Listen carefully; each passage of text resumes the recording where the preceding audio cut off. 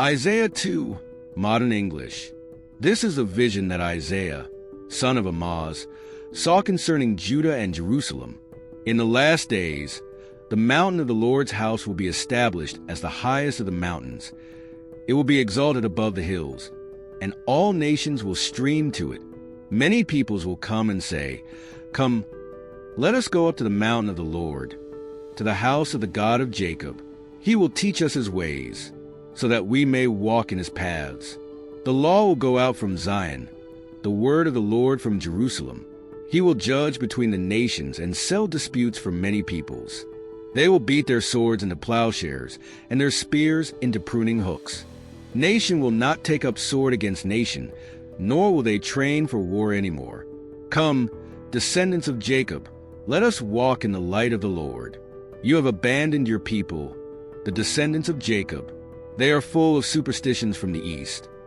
They practice divination like the Philistines and embrace pagan customs. Their land is full of silver and gold. There is no end to their treasures.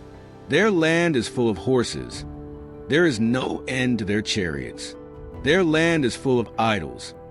They bow down to the work of their hands, to what their fingers have made.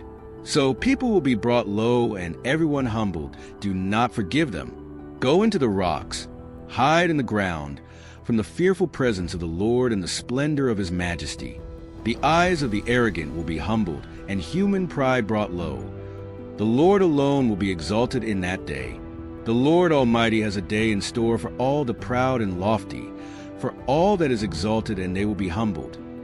For all the cedars of Lebanon, tall and lofty, and all the oaks of Bashan, for all the towering mountains and all the high hills, for every lofty tower and every fortified wall, for every trading ship and every stately vessel. The arrogance of man will be brought low and human pride humbled. The Lord alone will be exalted in that day. The idols will totally disappear. People will flee to caves in the rocks and the holes in the ground from the fearful presence of the Lord and the splendor of his majesty, when he rises to shake the earth. In that day, people will throw away to the rodents and bats their idols of silver and idols of gold, which they made to worship.